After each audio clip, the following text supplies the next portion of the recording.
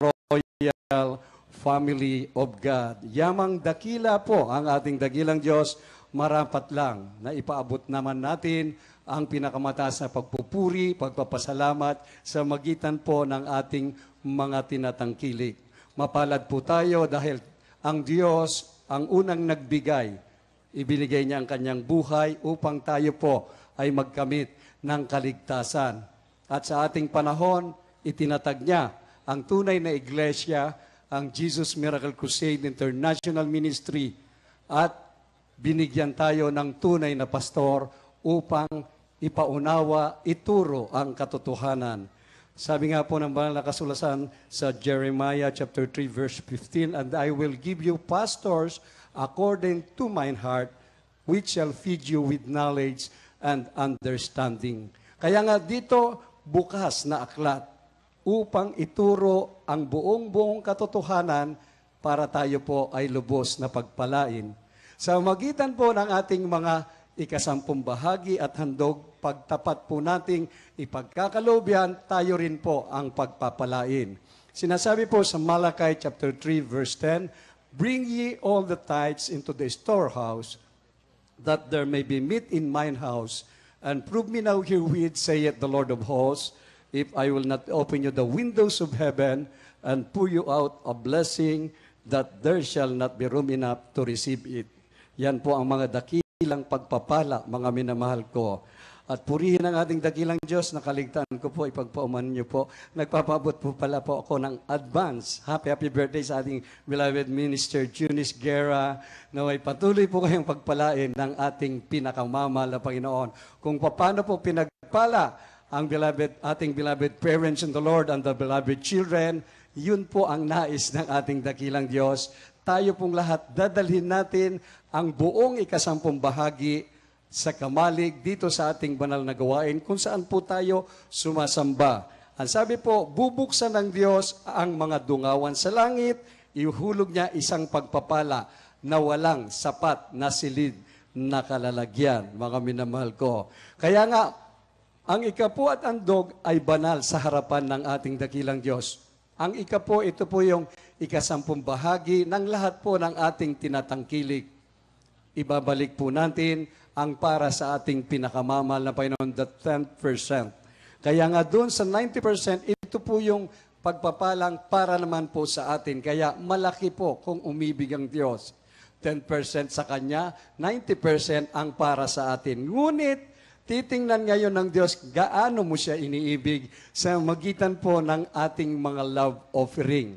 Doon po sa 90% na ibinigay ng Diyos sa atin, diyan po tayo susukat kung gaano natin siya iniibig. Pwede tayong magbigay ng another 10% up to 80%. Habang tumataas ang ibinibigay mong love offering, totoo po, masaganang pagpapala ang darating sa iyo. Kaya nga, mga minamahal ko, halimbawa po, tumanggap po tayo ng 10,000 sa ating mga sweldo, sa ating mga kinita sa negosyo. May mga nagbigay po sa atin mula sa mga remittances galing sa ibang bansa. Halimbawa lamang po ito, dahil marami po ang kumikitang pinagpala in terms of 100,000s, millions, mga minamahal ko. Yung 10% ng 10,000, 1,000, ibukod mo po yan, ibalik sa ating pinakamamahal na Panginoong Hesus, and another 1,000, ito po yung love offering. Ito po ang pinakamaliit. Dito po mag-uumpisa ang iyong love sa ating dakilang Diyos. Ngunit to be wise, mga minamahal ko, dahil alam naman po natin na pag nagbigay tayo ng sagana, sagana ang babalik, pwede tayong magdagdag ng ating love offering, another 2,000, 3,000, 4,000, 8,000. At totoo po, mga minamahal ko, pagpapalang pisikal, material, higit sa lahat sa espiritual. Kaya nga, kung ating napakinggan na mainam ang bawat patotoo ng mga tumatayo sa pulpito upang maghayag ng kabutihan ng Diyos, walang kaduda-duda, tapat ang Diyos na nangako kamangha-mangha ang lahat ng ipagkakaloob niya na kung saan signs and wonders shall follow them that believe. Kaya nga sa ating huling talata, mga minamahal ko, ang pangako ng Diyos, kung ikaw ay tapat na magbigay ng ikasampung bahagi at mga handog, tumawag ka sa Kanya, mga minamahal ko. Siya'y tutugon, ora mismo, mga minamahal ko. Kaya na sinasabi po sa Jeremiah chapter 33 verse 3, call unto me and I will answer thee and I will show thee great and mighty things which thou knowest not. Lahat ng mga kamanghamanghang bagay, mahirap ka ngayon, walang imposible sa Diyos. Pasasaganahin ka sa lahat ng bagay. May karamdaman ka, wala ng pag-asa sa doktor, walang imposible sa Diyos. Ipapakita sa iyo lahat, maging ang kanyang pagliligtas. Kaya nga, pagtapat ka, mas tapat po ang Diyos. Isang buhay na patotoo, last overnight lang po naganap ang isang himala. Mga minamahal ko, ako po yung naatasan na magbasbas po ng isang condominium unit ng isang kapatiran. Galing po sila sa Nueva Vizcaya. Nakaparada po yung sasakyan po dyan. Mga minamahal ko, pinagpala yung kanyang mahal na anak na isang condominium unit. Binasbasan po yan. Ang problema po, nung paalis na, naiwan po sila rito, iginaid na lang po ako ng kanyang mga anak. Mga minamahal ko, yung mother po kasi, ito po'y malilimutin na. Nawala po, mga minamahal ko, bumaba sa sasakyan, hindi na malaman kung saan pumunta, mga minamahal ko. Bagamat ito'y pagsubok sa kanila, mga minamahal, yamang dumating ang pagpapala, may pagsubok. Ngunit ang sabi ng ating malabay noon, tumawag ka sa akin, tutal tapat ka, tutugon siya, mga minamahal ko. Salamat sa Diyos. Sa panalangin ng ating minamahal at ginagalang na pastor, Evangelist Wildy Estrada Almeda, totoo po, ang kanilang beloved mother, nandun po sa isang radio station, in-endorse po ng isang tao na hindi naman nila kilala. Salamat sa Diyos. Mapaghimala ang ating pinakamamahal na Panginoon. Ibig sabihin, pag-iingatan ang buong sambahayan mo. Lahat sabi, praise the Lord. Walang lugi ang magtapat. Bagkos, sabi nga po sa Bisaya, ganansya. It will be a gain to every one of us. Lahat magsabing, praise the Lord. Atin pong ihanda ang ating mga ikasampung bahagi at mga handog. At aking ibigay po ang buong pagkakataon sa ating beloved brother Domingalan, my beloved co-preacher, upang siya po ang manalangin. God bless you po, beloved preacher, beloved Joey Mansera. Tayo manalangin. Opo, mapagpala naming Ama at Diyos na makapangyarihan sa lahat, aming pinakamamahal na Panginoong Jesus, mahal na Panginoon, sa panguna pong panalangin ng aming minamahal at kagalang-galang na mahal na Pastor, beloved and honorable Evangelist Wildy Estrada Almeda, your in-time prophet. Muli kami nagpupasalamat, Malapenon, sa araw na to. Muli, Malapenon, narito ang lahat ng mga matatapat ng mga anak, Malapenon, kung saan magkakalob ng mga ikasampung bahagi at mga handog. Inyo pong basbasan at ibalik na makalibong beses na pagpapalang pinasyal, physical, higit sa espiritual. Malapay noon sa mga nais magkalob, subalit dahil sa kawalan na sa pagsubok ang ilan, malapay noon. Bigyan mo sila, malapay noon ng hanap buhay, pagkakakita ang pinansyal, upang sa susunod na gawain, sila man din po ay makapagkaloob. Sa mga nag-aalinlangan, malapay noon patungkol sa pagbibigay, malapay noon, ipaunawa mo sa kanila, malapay noon, na ang pagbibigay, ito ang susi ng pagpapala na nagmumula sa iyo. Kaya pagpalain mo po ang bawat isa, ito ang aming samot panalangin, sa matamis at makapangyarihang pangalan ni Jesus. Amen.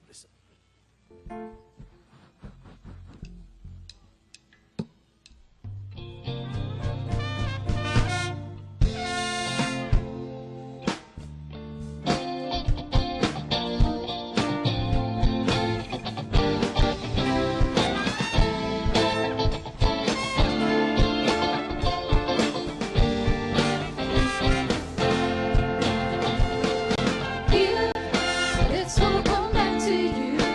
Good measure, pressed down, shaken together, running over you. It's all come back to you. When you give to the Lord, so give. It's all come back to you. Good measure, pressed down, shaken together, running over you. And it's all come back to you. When you give to the Lord, give it love, give it faith, give it joy, and a smile on your face. Give us the Lord has given to you. How you give us out of passions of your nature. So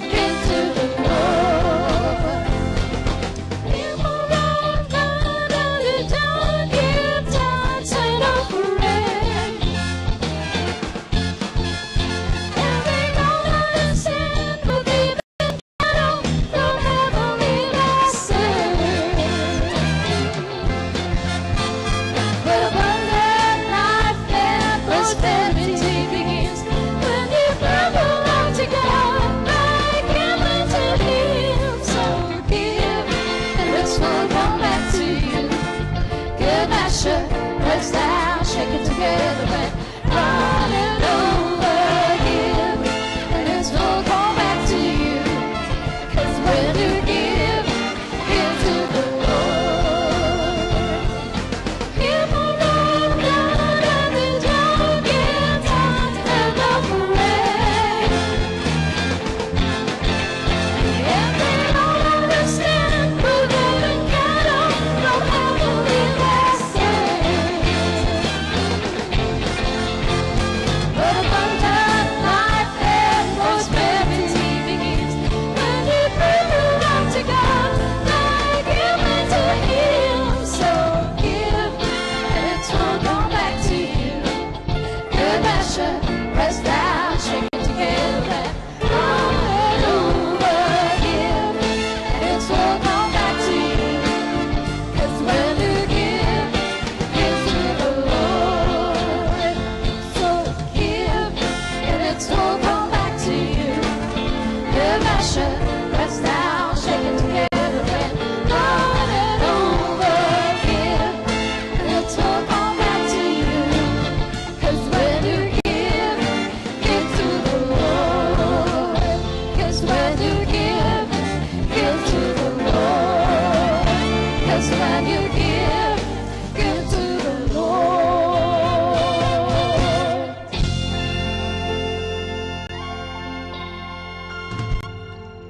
Amen. Praise the Lord. Purihin ang ating dakilang Diyos. God bless you all po sa lahat po ng mga matatapat na nagbibigay ng ikaputhandog. Mga minamahal, atin pong hinihiling na panandaliang tumayo po tayo at tayo magbigay galang sa salita ng Diyos na dadalhin po ng ating beloved ordained preacher, beloved Brother Louie Angeles. Amen. God bless you po sa ating beloved co-preacher, Brother Joey. Tayo pong lahat ay tumayo. Mga minamahal, taas po muna natin ang ating mga kamay at tayo po muna ay manalangin. Opo, dakilat mapagpala mang banal Diyos na makapangyarihan sa lahat. Aming pinakamamahal na Panginoong Hesus, maraming salamat po sa paglangis mo sa bawat bahagi na iyong banal na gawain na tapos natigi sa pagkilos mo sa aming kalagitnaan sa iyong Santong Espiritu, nagbibigay galak sa mga puso. At narito po kami sa pag-aaral na iyong banal na salita. Bagong lahat, kami po ay nagpakumbaba, lalo abang lingkod sa amin nagawang pagkukulang, pagkakamali, pagkakasala, kabagan mo kami patawarin, lubos-labis po kami nagsisi. At sa aking mga labyo, Lord God, ikaw po maglagay, makatagat dapat bigkasin, buksan mo po ang pangunawa, kaisipan ng bawat na pakinig at patuloy mo kaming samahan ng iyong kapangyarihan sa pangalan ni Jesus. And we bind the power of darkness and virus and doubts, cast out, be bound into hell, and be there forever in the name of our dearest Jesus we pray. Amen and amen. Everybody say, praise the Lord. Makabalik po kayo sa inyong mga puan. God bless you po mga minamahal. Una't higit sa lahat, ang pinakamataas na pagpupurit, pasasalamat, kalwalhatian, at kadakilaan ay tangi lamang sa ating Diyos na buhay at makapangyarihan. Walang iba sa ating pinakamamahal na Panginoong Heso Kristo. At ako po ay nagpapaabot ng dobling paggalang, pagbati po ng isang magandang hapon sa ating pong beloved Honorable Evangelist Will de Almeida, the end-time prophet of our loving God. Magandang hapon po mga pastor. We love you so much po. Kaya din po sa kanyang mamahal sa buhay at patuloy po ang ating pag-alala kailanman. Hindi natin malilimutan ating beloved Arbostan Pastor, our beloved Mama Dear, ang mga aral, mga turong iniwan sa atin at magandang hapon din naman sa lahat ng ating pinagpalang mga kapatiran, sa ating mga bisita, maging sa ating po mga viewers sa ating live webcast, especially sa ating beloved Minister Podge and his beloved family, dyan po sa dako ng USA. Purihin ang ating pinakamamahal na Panginoon at ang ating tatalakayin sa hapong ito, pamagatan po natin the righteous and the wicked. The righteous and the wicked sa Tagalog, ang masama at ang mabuti, o ang mabuti at ang masama. Ang mabuti o ang matuwid at ang masama, the righteous and the wicked. Ang ating pong teksto, kindly po, sa ating mga beloved Bible readers, dito po tayo sa Ecclesiastes, Kabanatang 3, ang talata po ay 17. The book of Ecclesiastes, chapter 3, verse 17. I said in mine heart, God shall judge the righteous and the wicked, for there is a time there for every purpose and for every work. God bless you po, kindly in Tagalog. Dito po sa Ecclesiastes, Kabanatang 3, talatang 17. Sinabi ko sa puso ko, hahatulan ng Diyos ang matuwid at ang masama sapagkat may panahon doon sa bawat panukala, sa bawat gawa. Palakpakan po natin ng isang malakas na palakpak ang ating mahal na Panginoon. Yung mainit na palakpak para sa ating pinakamamahal na Panginoon. At tayo pong lahat ay sumigaw ng isang malakas na praise the Lord para sa ating pinakamahal na Hesus Kristo. Purihin ang ating pinakamahal na Panginoon, ang ating Diyos na mabait sa langit ang magpala ng kanyang banal na salita. Unawain natin yung ating teksto para maunawaan natin yung ating titulo. Bakit natin pinamagatang The Righteous and the Wicked? Sa Tagalog, ang matuwid o ang mabuti at ang masama. Sabi ng ating nabasa, mga minamahal, sa Ecclesiastes, Kabanatang 3, talatang 17. Sa ayaw at sa gusto natin ay dumarating ang tinatawag na kahatulan. Amen? At sabi ng ating nabasa, ang paghatol ay hindi lamang sa masama, sapagkat mismo ang banal na kasulatan na nagsasabi, hahatulan ng Diyos ang matuwid at ang masama. Everybody say, praise the Lord. Sa makatuwid, ang bawat tao ay dadaan sa paghatol. Sapagkat ang sabi ng ating nabasa, dahil may panahon doon sa bawat panukala at sa bawat gawa. Amen? Kaya ang masama ay hahatulan ayon sa kanyang ginawa.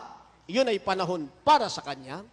Ang matuwid din naman ay hahatulan ayon sa kanyang ginawa sapagkat yun ay panahon para sa kanya. Everybody say, praise the Lord. Kaya nga mauunawaan natin, mga minamahal, kung saan tayo nalalagay sa mga bagay na ito. Amen? Tayo ba hatulan upang parusahan? Ang masama ba hatulan upang parusahan? O tayo ba hahatulan, mga minamahal, upang ilagay sa magandang kalagayan?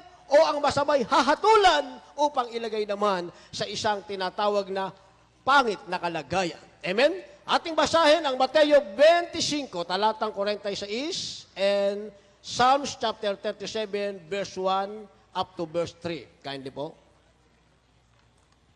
The Gospel according to St. Matthew, chapter 25, verse 46. And these shall go away into everlasting punishment, but the righteous into life eternal. The book of Psalm chapter 37, verses 1, 2, and 3.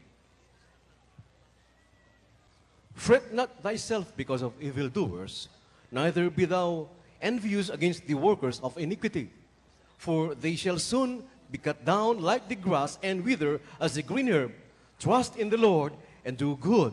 So shalt thou dwell in the land, and verily thou shalt be fed. God bless you po. Kindly sa Tagalog. Dito po sa aklat ng Mateo, Kabanatang 25, talatang 46. At ang mga ito'y mga paparoon sa walang hanggang kaparusahan, datapwat ang mga matuwid ay sa walang hanggang buhay. Amen. Dito po sa aklat ng mga awit, Kabanatang 37, 1, tuloy ang basa hanggang 3. Huwag kang mga balisa dahil sa mga manggagawa ng kasamaan, ni managhili ka man sa kanila na nagsisigawa ng kalikuan, sapagkat sila'y madaling puputulin gaya ng damo at matutuyong gaya ng sariwang damo. Tumiwala ka sa Panginoon at gumawa ka ng mabuti. Tumahan ka sa lupain at gawin mong kumain sa kanyang pagkatapat. Amen. Everybody say, praise the Lord. Palakpakan po muli natin ng isang malakas na palakpak ang ating pinakamamahal na Panginoon. Pagdating ng paghatol, mga minamahal, dito natin mauunawaan kung saan naroon ang matuwid at kung nasaan naman naroon ang masama. Sabi ng ating nabasa, saan paparoon ang masama? Sabi sa percentage na ating nabasa sa Mateo 25, talatang 46, sa walang hanggang kaparusahan. Everybody say, praise the Lord. Lahat ng taong nabubuhay sa kasamaan, mga taong ayaw maglingkod sa ating pinakamamahal na Panginoong Jesucristo, mga taong tumalikod pagkatapos maranasan ang napakatamis na presensya ng ating pinakamamahal na Panginoon, doon sa mga tumalikod pagkatapos malutas ang kanilang problema, gumaling ang kanilang karamdaman, yung kanilang bagong buhay ay muling ibinalik sa kasalanan. Sabi ng banal na kasulatan, mga minamahal, sila ay kabilang doon sa mga masama at ang kanilang lugar na patutunguhan ay walang hanggang kaparusahan. Subalit sa mga matuwid, mga minamahal, sabi ng ating nabasa, doon sa mga tumanggap sa ating pinakamamahal na Panginoong Jesucristo, sa mga nagpabautismo sa pangalan ng ating pinakamamahal na Panginoon, sa mga napatawad sa kasalanan, sa mga nagbago ang buhay, sa nakalasap na matamis na presensya ng ating mahal na Panginoon, sa mga Kristiyanong nagpatuloy sa paglilingkod sa ating pinakamamahal na Panginoon, ano man ang naging kanilang kalagayan, sa kahirapan, sa kasaganahan, sa kalungkutan at kasiyahan, sa kawalan at sa kasaganahan, sila'y nagpapatuloy. Hindi sila natisod, hindi sila nanghina, mga minamahal. Sabi ng ating nabasa, ang lugar naman na kanilang patutunguan ay walang hanggang buhay. Everybody say, praise the Lord. Sa makatuwid, mga minamahal, hindi pala tayo ang mamimili saan tayo pupunta. Amen? Bagkos pagdating ng paghatol, mauunawaan natin o makikita natin saan tayo ilalagay ng ating pinakamamahal na Panginoong Jesucristo. Pero, sa daigdig na ito, ikaw ang nakakaalam o tayo nakakaalam saan natin inilagay ang ating sarili. Ibinilang ba natin ang ating sarili doon sa mga masama upang manahin ang walang hanggang kaparusahan? O ibinigay natin o inilagay ang ating sarili doon sa lahat ng matuwid upang ang ating manahin ay walang hanggang buhay? Pag sinabing eternal life o walang hanggang buhay, mga minamahal, sa piling yan ng ating pinakamamahal na Panginoong Jesucristo. Alakpakan muna natin ang ating mahal na Panginoon. Kaya nga habang tayo naglilingkod sa Diyos, mga minamahal, makikita rin naman natin ang pagsagana ng taong masama. At sa pagsagana ng taong masama, maraming matuwid na sila'y nahihikayat, naintay sila. Mabuti pa, gano'n na lang ang ating katayuan. Maglingkod tayo sa malapayang mahirap maglingkod sa Diyos. Lalo na sa Jesus Miracle Crusade, mainit ng panahon, mahaba pa ang service, gayahin na lang natin sila. Marami namang fellowship, 1 hour lang ang service, merong 2 hour, magkukwentuhan lamang sila sa loob ng 2 oras na kanilang pagsasama-sama, hiwa-hiwalay na, balik uli sa dating kalagayan. Pero ang sabi ng banal na kasulatan sa ating nabasa, Psalms 37, ang talata po ay 1, huwag kang mabalisa dahil sa manggagawa ng kasamaan, ni managhili ka man sa kanila na nagsisigawa ng kalikuan. Sa madalit salita, ang sabi, huwag kang mainggit sa kanila. Alakpakan natin ang ating mahal na Panginoon. Amen? Verse 2, ano ang kanilang magiging katayuan? Ang sabi, sapagkat sila'y madaling puputulin gaya ng damo at matuto yung gaya ng sariwang damo. Sa makatuwid, mga minamahal, liligaya sila sa tinatawag, mga minamahal, na kaligayang idinudulot lamang ng salibutan. Hindi sila maligaya sa kagaya ng kaligayahang nararamdaman natin sa matamis at banal na presensya ng ating pinakamamahal na Panginoon na palaging ibinubuhos ng ating mahal na Panginoon sa ating kalagitnaan, sapagkat yan ang kaligayahan ng mga tunay na Kristiyanong tagalangit, na ang kanilang katapusan ay sa walang hanggang buhay. Kaya ang sabi ng verse 3, mga minamahal, para sa mga matuwid na magmamana ng walang hanggang buhay, ang sabi, tumiwala ka sa Panginoon, kalakip nito, gumawa ka ng mabuti, at gawin mong kumain sa pagtatapat. Everybody say, praise the Lord. Kaya habang ang masamay sumasagana sa kanyang lakad, ang matuwid ay nananatiling tumitiwala o nagtitiwala sa ating Panginoon at nananatiling gumagawa ng mabuti na may kasamang pagtatapat. Alakpakan natin ang ating pinakamamahal na Jesucristo. Ito'y isang bagay na mahalaga. Bakit, mga minamahal? Dahil tayong lahat ay nagsimulang maglingkod sa ating Panginoon sa iba't ibang kapanahunan. Lahat magsabi ng malakas na praise the Lord. Hindi tayo nagsabay-sabay, mga minamahal, na naligtas. Maging yung ating mga loved ones, halos hindi natin sila kasamang naligtas. Maliban na lamang dun sa ilan, mga minamahal, subalit halos lahat sa atin. Amen? Kagaya ko, ako ang unang naligtas sa kahabagan ng ating pinakamamahal na Jesucristo sa pangunang panalangin ng ating beloved Abel Evangelist Will de Almeida, the end-time prophet of our loving God, ginamit lamang yung aking karamdamang ketong. At lumipas ang panahon, little by little, Sumunod yung aking kapatid na pinakabunso pa, mga minamahal. At pagkatapos sumunod yung panganay, mga minamahal. Sumunod yung iba ko pang kapatid. Sumunod yung aking tatay, yung aking mahal na nanay. Pagkatapos pa ng 3 taon, at saka siya tinawag ng mahal na Panginoon. Pumunta siya mag-isa rito, nagpabautismo sa pangalan ng ating pinakamamahal na Panginoon. Ang ibig sabihin, mga minamahal, hindi tayo sabay-sabay na naligtas. Pero dapat nating maunawaan ang kalagayang ito dahil tayo ay naligtas, hindi man sabay-sabay. Pero darating ang tinatawag na wakas sa sabay-sabay na panahon. Naunawaan nyo ba? Naunawaan nyo? Hindi tayo sabay-sabay na naligtas, subalit darating ang wakas sa sabay-sabay na panahon. Anong ibig kong sabihin? Dahil kung ngayon tumulog ang pakakak, mga minamahal, ito na ang wakas. Ang ibig sabihin, sabay-sabay tayong mapapasapiling ng ating pinakamamahal na Jesucristo. Bagamat iba't ibang panahon ng ating pagkakaligtas, pero sabay-sabay naman tayong uuwi sa ating tunay na tahanan sa piling ng ating Panginoon, ang tinatawag na walang hanggang buhay. Gayon din naman ang masama, mga minamahal. Amen? Sabay-sabay din naman silang matatapos sa kanilang huling hangtungan na tinatawag na walang hanggang kaparusahan. Subalit, dapat nating maunawaan ano ang magaganap sa huling panahon. Ating pumasahin, kindly. Apokalipsis, kabanatang 22, talatang 10, 12, 13, at 14. Kindly.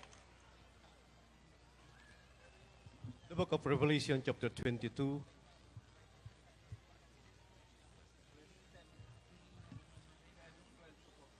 10, 12 to 14. And he said unto me, seal not the sayings of the prophecy of this book, for the time is at hand. Verse 12, and behold, I come quickly, and my reward is with me, to give every man according as his work shall be. I am Alpha and Omega, the beginning and the end, the first and the last. Blessed are they that do his commandments, that they may have right to the tree of life, and may enter in through the gates into the city. God bless you po, kindly sa Tagalog. Dito po sa aklat ng Apokalipsis, kabanatang 22, talatang 10, 12 hanggang 14. At sinabi niya sa akin, huwag mong tatakan ang mga salita ng hula ng aklat na ito, sapagkat malapit na ang panahon. Malapit na ang panahon. Verse 11. Ang liko ay magpapakaliko pa, at ang marumi ay magpapakarumi pa. Ang matuwid ay magpapakatuwid pa, at ang banal ay magpapakabanal pa. Palakpakan muna natin ang ating pinakamamahal pa ng Jesus. Beloved Brother Joey, tayo po ay magbe-verse to verse. Ito ang magaganap sa huling panahon, kaya sinasabing ang panahon ay malapit na. Ano ang magaganap, mga minamahal? Ano ang gagawin ng isang taong liko? Ang sabi, siya ay magpapakaliko pa. Kaya kung iniisip mo ang liko na iyong hinahayuan ay ayaw magpakatuwid at ikaw ay susunod sa Kanya dahil ayaw niyang maglingkod sa Diyos, yon, mga minamahal, ay magaganap para sa Kanya. Kung susundan mo siya, ang kaparusahan ay para din sa iyo. Subalit, sabi ng banal na kasulatan, mga minamahal, ano naman ang para sa matuwid? Subalit, ang matuwid ay magpapakatuwid pa at ang banal ay magpapakabanal pa. Palakpakan natin ang ating pinakamamahal na Panginoon. Amen? Dito makikita natin, mga minamahal, ang ating kalagayan saan natin gustong ilagay ang ating sarili. Gusto mo ba sa masama na magpapakasama pa? O sa matuwid na magpapakatuwid na banal na magpapakabanal pa? Sabi ng verse 13, o verse 12, wag na. God bless you, God bless you. Sabi ng verse 12, sa ating nabasa, ako'y madaling pumaparito, ang aking gantimpala ay nasa akin. Ang ibig sabihin, mga minamahal, may gantimpala naghihintay sa mga Kristiyano. Naunawaan po natin. Palakpakan natin ang ating mahal na Panginoon. Bitawan niyo muna yung pamaypay niyo. Pumalakpak muna kayo sa ating mahal na Panginoon. O, tama na. Nasobrahan naman. Masyadong mahaba. Auubos yung oras natin. Sabi ng ating nabasa, mga minamahal, Diyos ay darating at siya ay magbibigay ng gantimpala. Ang sabi, upang bigyan ng kagantihan ang bawat isa ayon sa kanyang gawa. Everybody say, praise the Lord. Kaya gumawa ka ng masama, meron kang kagantihan. Gumawa ka ng mabuti, meron kang kagantihan. Kaya ang sabi ng verse 13, mga minamahal, verse 14 rather, mapapalad ang naguhugas ng kanilang damit upang sila'y magkaroon ng karapatan sa punong kahoy ng buhay at makapasok sa bayan sa pamamagitan ng pintuan. Everybody say, praise the Lord. Amen? Dito na ngayon ang pagpasok ng mga banal sa tinatawag na isang bagong langit at isang bagong lupa, tinatawag na isang bagong Jerusalem, isang lugar na inanda ng ating pinakamamahal na Panginoong Jesucristo na tinatawag na walang hanggang buhay. Subalit, mga minamahal, bago maganap ito, may mauunawaan ang mga tao sa daigdig na ito. Ang mga masama ay meron silang matutuklasan sa kanilang sarili. Ano ang kanilang matutuklasan, mga minamahal? At ang matuwid ay meron ding matutuklasan sa kanilang sarili. Ano ang kanilang matutuklasan? Ating basahin, Apokalipsis, Kabanatang 17, Talatang 8, at Ecclesiastes, Kabanatang 9, Talatang 1. Kindly read at the same time. The book of Revelation, chapter 17, verse 8. The beast that thou sawest was and is not, and shall ascend out of the bottomless pit and go into perdition, and they that dwell on the earth shall wonder, whose names were not written in the book of life from the foundation of the world, when they behold the beast that was and is not, and yet is. The book of Ecclesiastes, chapter 9, verse 1.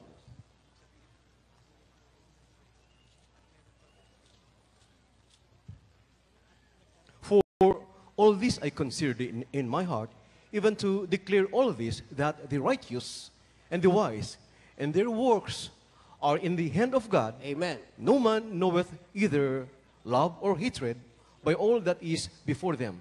Amen. God bless you po. Kindly in Tagalog. Beloved Brother Joey, kindly pakibasa.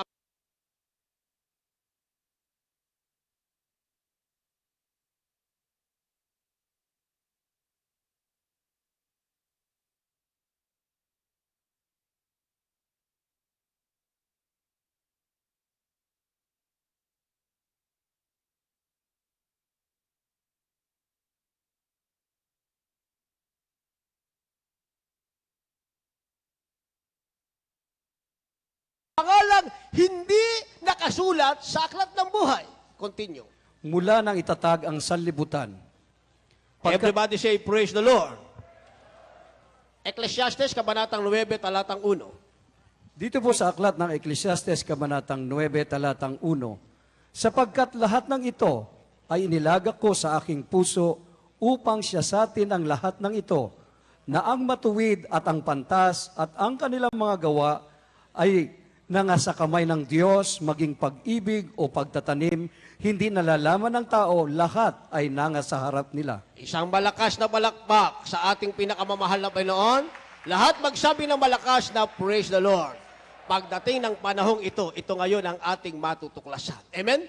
Ang masama ay matutuklasan nila, mga minamahal, na sila pala ay walang pangalang nakasulat sa aklat ng buhay mula nang itatag ang sanlibutan.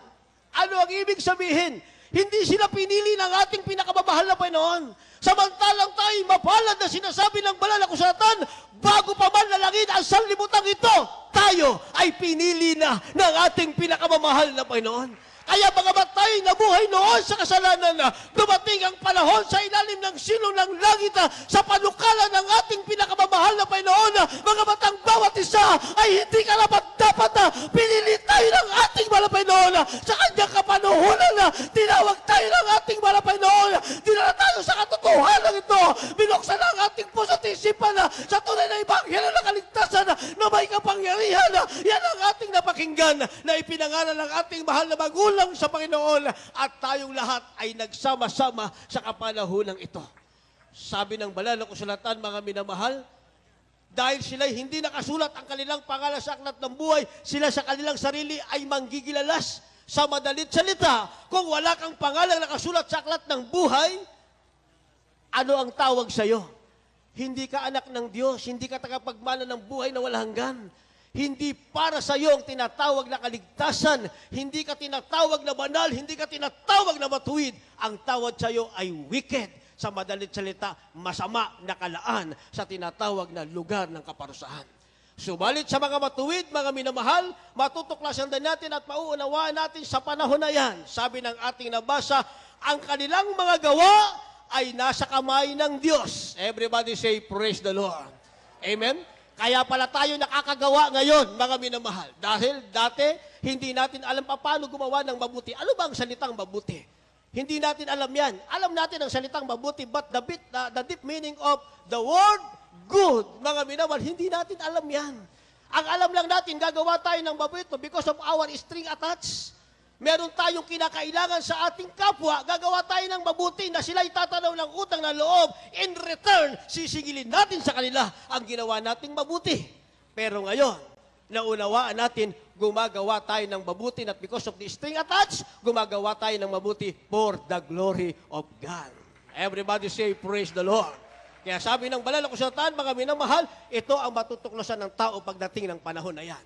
Mga taong matutuklasan nilang wala silang pangalan sa aklat ng buhay at mga matuwid na nakaunawa na ang kanilang palanggawa ay nasa kamay ng ating mahal na Panginoon. Kaya ang tanong, mga minamahal, ano mabuti nating gawin upang tayo'y manatiling tinatawag na righteous at hindi tatawaging wicked at ang ating gawa ay manatiling nasa kamay ng ating mahal na Panginoon na ang ating hantungan ay hindi walang hanggang kaparusahan kundi walang hanggang buhay. Amen? Anong bagay, magandang bagay na dapat nating gawin? Basahin natin, 2 Timoteo, Kabanatang 2, Talatang 19, at tatalon po tayo sa verse 22. Kindly. The second book of Timothy, chapter 2, verses 19 and 22. Nevertheless, the foundation of God standeth sure, having this seal, the Lord knoweth them that are his, and let everyone that nameth the name of Christ depart from iniquity. Flee also youthful lusts, but follow righteousness, faith, charity, peace, with them that call on the Lord out of a pure heart. Amen. God bless you po. Kindly in Tagalog. Sa aklat na 2 Timoteo, Kabanatang 2, Talatang 19 at 22. Gayon may ang matibay na pinagsasaligan ng Diyos ay nananatili na may tatak nito. Nakikilala ng Panginoon ang mga kanya at lumayo ka sa kalikuan ang bawat isa na sumasambitla ng pangalan ng Panginoon. Datapwat layuan mo ang masasamang pita ng kabinataan at sundin mo ang kabanalan, ang pananampalataya, ang pag-ibig, ang kapayapaan, kasama ng mga nagsisitawag sa Panginoon mula sa pusong malinis. Isang malakas na palakpak sa ating mahal na Panginoon. Lahat magsabi na malakas na praise the Lord. Yun daw matibay na pinagsasaligan ng Diyos, mga minamahal. Amen? The foundation of God standeth sure. Nakatayo silang matibay. Pinagsasaligan ay ang Diyos, mga minamahal. Sabi ng ating nabasa, meron silang tatak. Amen? They have shield coming from God. Meron silang tatak.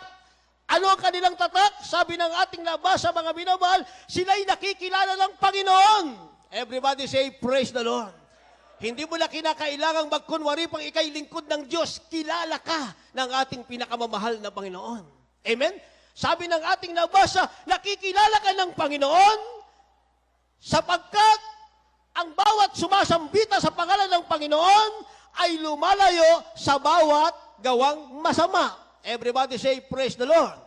Kaya sa verse 22, ano bang masama na dapat layuan? Ang sabi, layuan mo ang masasamang pita ng kabinataan at ng kababaihan. Ibig sabihin, young generation, both parties. Ibig sabihin, sa babae at sa lalaki, sa mga kabataan. At ang sabi rito, sundin mo ang kabanalan, ang pananampalataya, ang pag-ibig, ang kapayapaan. Sino ang dapat mong kasama? Hindi ang taong masama, kundi ang mga nagsisitawag sa Panginoon mula sa pusong malinis. Everybody say, praise the Lord. Amen? Kaya ang dapat nating magiging kasama, mga minamahal, hindi yung taong masama. Hindi ka hahalubilo sa kanila. Kasi kung ano ang ginagawa nila, yan din ang gagawin mo pag sila ang iyong kasama. Pag ang kasama mo ay ang mga banal na matibay na sangdigan sa Diyos na may tatak at kilala ng Panginoon, sila ang kasama mo. Ang sabi, meron kang pusong malinis. Palakpakan natin ang ating mahal na Panginoon. At dahil may pusong malinis, tayo ay may tatak, kilala ng Panginoon, at ang bawat sumasambita o tumatawag tinatawag sa pangalan ng Panginoon ay lumalayo sa bawat gawang masama. Everybody say, praise the Lord. Jump na po tayo sa ating huling bersikulo. At pag nagawa natin ito, ang sabi ng banal na kasulatan, tayo ay merong panalangin. Habang hinihintay natin ang ating pinakamamahal na Panginoon, wala namang mananalangin sa atin, mahal na Panginoon, pagkatapos ng lahat ng ito, itapon mo ko sa impyerno. Pagkatapos ng lahat nito, malapay ilagay mo ko sa kahirapan, walang mananalangin na ganyan. Lahat tayo mananalangin hanggat maaari nga, mga minamahal, mapasapiling na tayo ng ating pinakamamahal na Panginoon. Bakit? Dahil nakakatakot ang bawat, hindi natin sasabing bawat araw. Sa aking sarili, hindi ko sasabing nakakatakot ang bawat araw, nakakatakot ang bawat sandali. Ang bawat singudot, minuto at oras na daraan ay nakakatakot, mga minamahal. Amen? Sapagkat ngayon tayo ay nakatayo, ngayon tayo ay matibay, mamaya bagsak ka na. Mamaya hindi ka na matibay. Amen?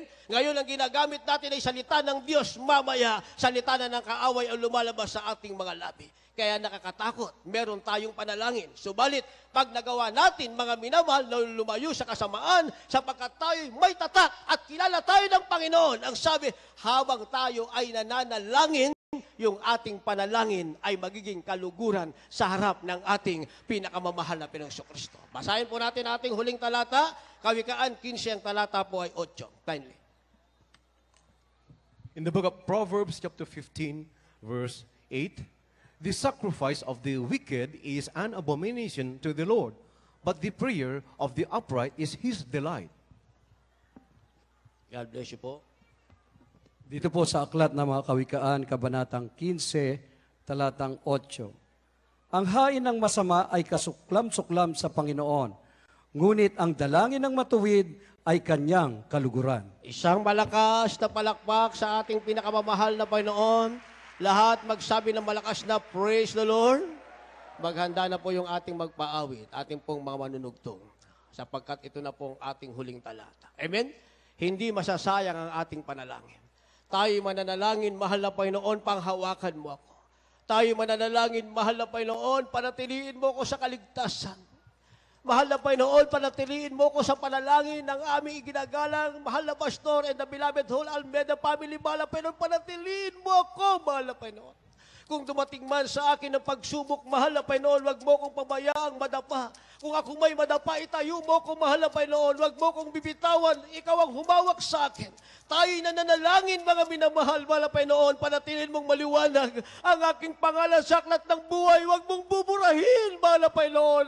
Ang ipinangako mong langit, panatilin mo sa akin, mahal na Panginoon.